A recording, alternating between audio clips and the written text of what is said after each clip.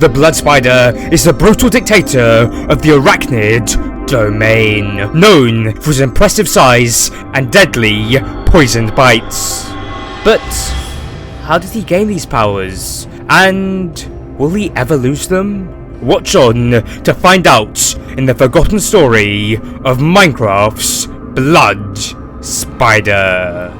It all begins not that long ago on just a normal night in the dark depths of the Minecraft underground. As the bats were flying, the mineshafts were empty, and the spiders roamed freely.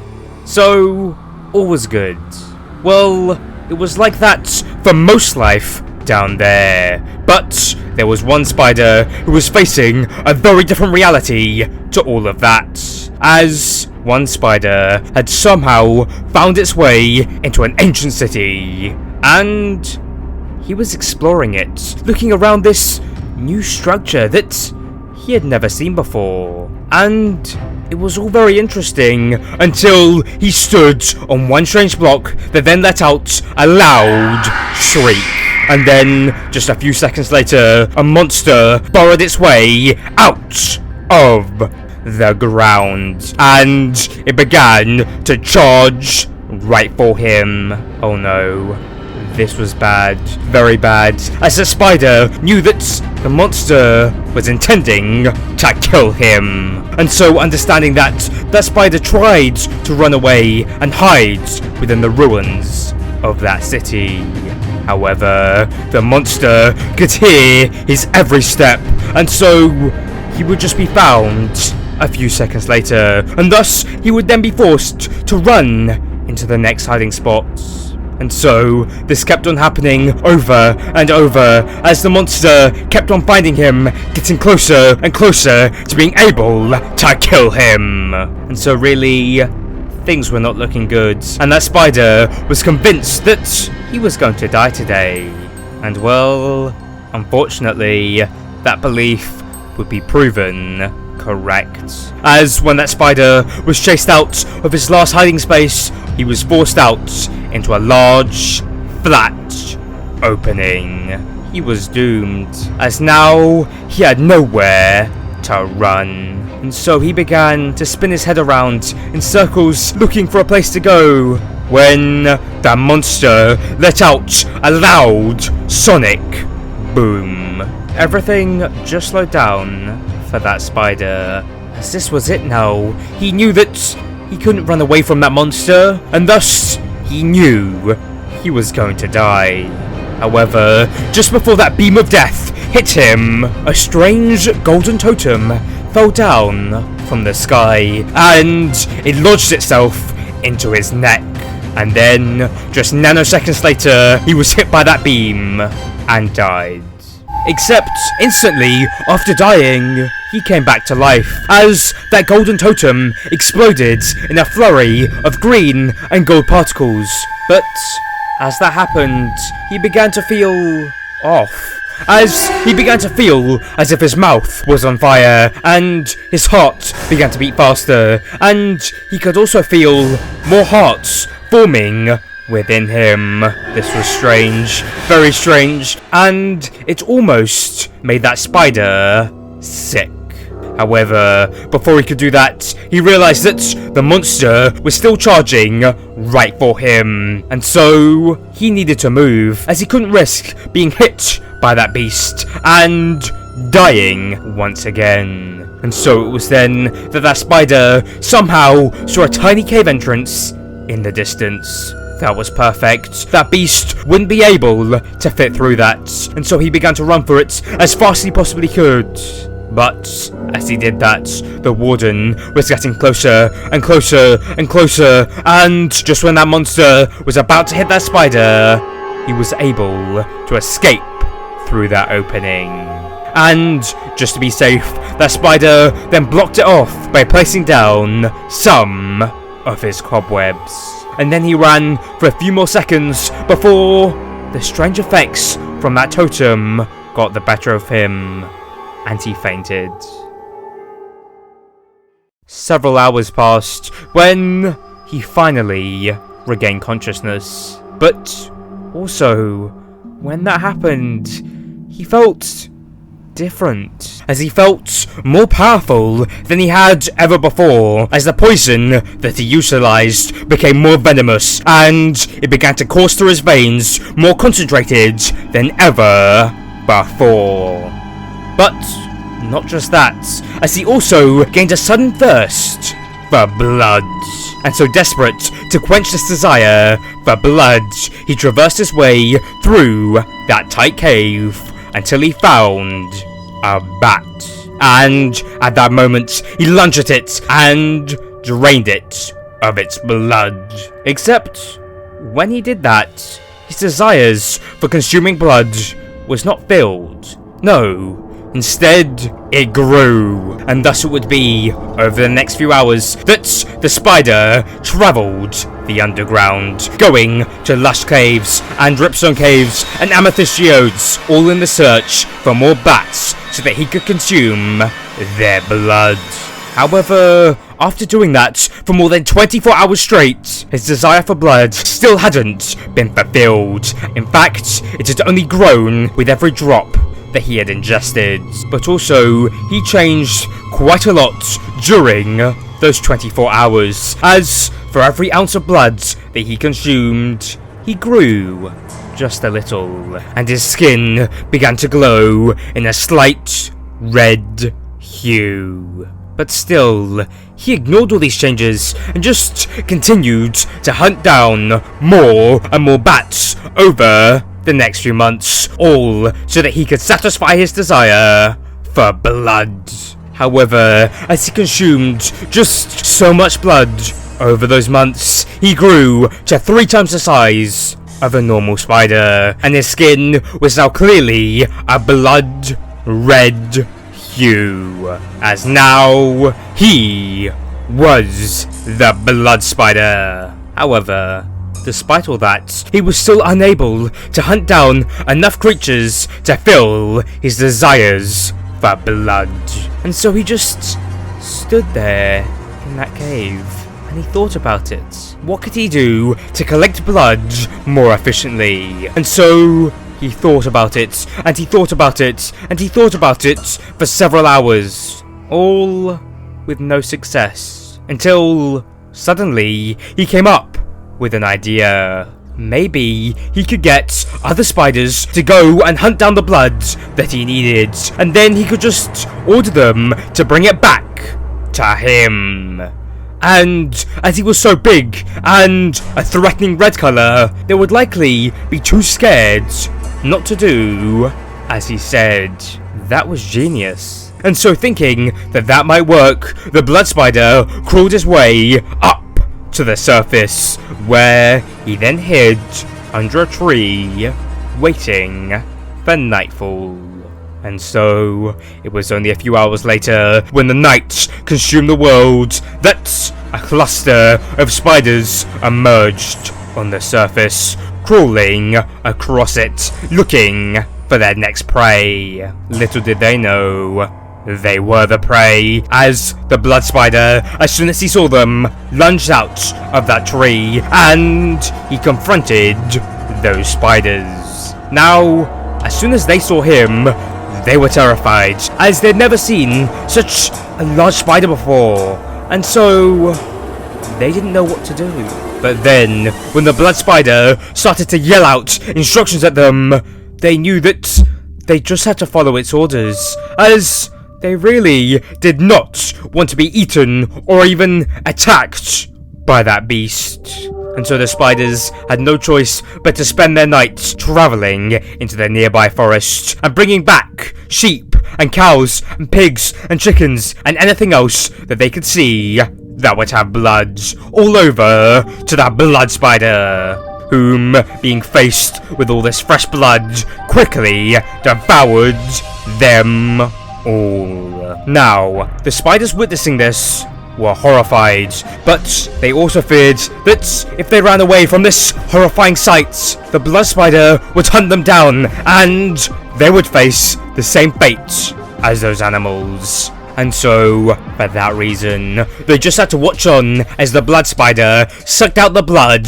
of all of those innocent creatures. But once that was done, these spiders were not set free. No. Instead, they were ordered to do the exact same thing and to get even more mobs for him so that he could suck the blood out of them as well. And so, while those spiders were out in the world doing as he said, the blood spider crawled around to the next cluster of spiders that he could see, where he then forcefully recruited them to do the exact same thing as the first group, threatening them with death if they failed him. And so, in just that night, he had gained an army of thousands of spiders, all of which were bringing him all sorts of creatures ready for him to devour. It was amazing, but he was now facing a slight problem, as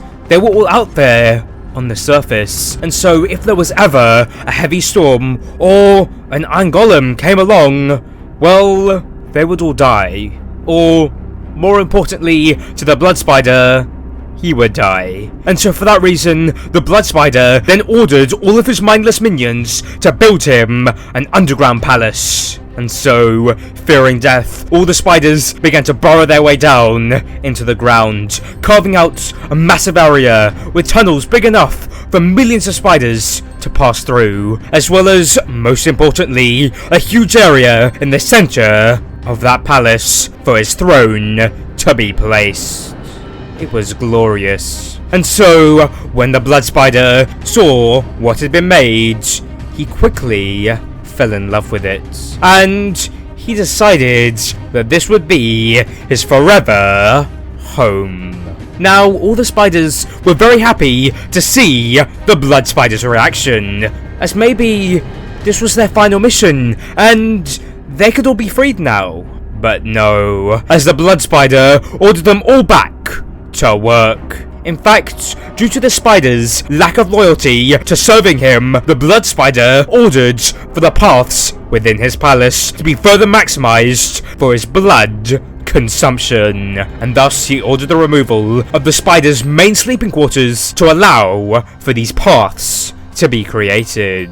And thus the sleeping quarters that the hardworking spiders were left with were just tiny, cramped rooms. But really, this was just the beginning of the blood spider's dictatorship over the arachnid domain. As from that moment onwards, any spider that was under the control of the blood spider were ordered to spend every single day of their lives working for him, as they will be forced to go out into the deadly air of the surface and find animals and bring them back to that blood spider. And worse than all that, they couldn't run away from any of this, because if any of them ever dared to run away from him, well, their entire family, going back 25 generations, would all be eaten by the blood spider. And so, for that reason, not a single spider would ever run away. Also, any spider that refused to join the arachnid domain under the sole eternal leadership of the blood spider would be killed instantly. And thus, many spiders just had no choice but to dedicate their life to serving the blood spider. And so, this cycle of pain and suffering and work and endless blood consumption by the blood spider would continue for several decades, with no lives ever being spared by this brutal dictator. But soon, things were going to change, as it was on one just normal sunny morning that one of the spiders brought back a mob that the blood spider had never seen before. It was a black cat. Now, he had seen many other cats before, but never a pure black cat. And so before he devoured all of its blood, he made sure to look around it to see if it was a trap. And well, it wasn't. But also, while he examined that cat, he saw that this cat was just so cute and innocent and happy. And so really, he quickly fell in love with that cat, and so for that reason, he decided not to kill it, and to instead put out an order to all the spiders to bring back any black cats in the future, because he was intending to keep all black cats within the world as pets. And so, for that reason, after he made that order, he then commanded some of the spiders to build a small cat house right next to him for his new feline friend to reside in. Now, many of the spiders didn't like that cat, as it just seemed weird keeping cats within this cave in such a luxurious house while they had to sleep in those decrepit corners. But still, there was nothing they could do about that, as the spiders just continued to serve their brutal dictator without hesitation. Well, that was until one night when, once again, things began to change, as it was on that night that a storm consumed the world. Now, this was a fairly normal storm. However, that palace was not equipped to deal with any rain of any sorts, and so for that reason, it began to flood. This was bad, very bad, as the blood spider didn't want to drown, nor did he want his cats to drown, and so for that reason, he ordered thousands of spiders to create a wall using their bodies to block the water. Now, when those spiders heard that order, they refused, as they were convinced that if they did that, they would die. However, the blood spider promised them freedom if they did that, and so thinking that they had a potential to get away from this place of endless suffering, they went through with their orders. And thankfully, his plan worked, as no more water was able to make its way into that palace. However, just as the spiders had predicted, they all died. And worse than that, the sacrifice that thousands of those spiders made to keep their leader safe would go entirely unnoticed, as once they were all dead, they were moved out of the way, and life went back to how it was before. Well, sort of. As during the draining of all that floodwater, they found something very strange. It was these seeds. That was odd. None of them had ever seen seeds before. However, the blood spider somehow knew exactly what they were, and so he ordered them all to be planted instantly, as he had a plan. Now, normally, spiders have no use for crops, but with his plan, he wasn't intending to use them for himself or any of the other spiders. No. Instead, he wanted to use these crops so that he could feed thousands of fishes. His reasoning for that was that he wanted to have a pond filled with fish at all times, for two reasons. First, so that he could always smell blood around that palace, as after all, part of the blood spider's powers was to smell the blood of animals from even hundreds of blocks away. But secondly, and more importantly, with all those fishes, he could then feed them to all of his cats, which would allow them to create more kittens, and thus he would have more furry friends to inhabit his palace with him. It was glorious. He was going to have thousands of beautiful kittens. And so the blood spider had never been happier with his life, as he now had control of quadrillions of spiders, was fed a constant supply of blood, and he had thousands of cute black kittens, and so he was living a very nice life. Also, the blood spider's powers had grown quite a lot over that time, as now his bites were so venomous that any creature brought to him could be killed in just 1/billionth of one of his bites. And well, not only was that extremely useful for his blood consumption, but it was also extremely useful as a mean of control over the spiders. Because if they were aware of that fact, then they would just be too scared to even think about fighting back, as they would know that they had no chance of defeating him. And thus, for all those reasons, the blood spider had more power and influence over the spiders than any other being had ever had in history. Or so he thought, as spiders all across the world were starting to get quite angry at the blood spider, and they really just wanted their lives back. And well, as the blood spider had control of 99% of all spiders, which was likely septillions of spiders by this point, all the spiders were well aware of him, and they all hated him, and thus they were more than willing to prepare to fight back, even if that meant that billions, no, trillions of them would die. They just had to make that sacrifice, as they couldn't bear to think of the fact that all future generations were going to have to serve him. It just wasn't right. And so, they were determined to end this dictatorship. And so, rumors began to spread to all the spiders that they were about to revolt. And so, it was on one dark, rainy night, the billions of spiders all stopped their march for blood collection for their evil dictator, and instead they all lunged at the blood spider, attempting to kill him. Now, the blood spider was able to kill all of these rebellious spiders in mere seconds, just using a fraction of the power from his toxic bites. In fact, he was able to kill 1 trillion of these rebellious spiders over the next month with relative ease. However, no matter how many he killed, they just kept coming, as they no longer feared death. And well, that was bad. Very bad, as not only was that his main method of control over the spiders, he also couldn't keep fighting them forever, as he wasn't immortal. And so just by the sheer scale of this attack, even if 1 in a billion spiders was able to hit him, that would add up to some serious damage over time, and thus he would start to die.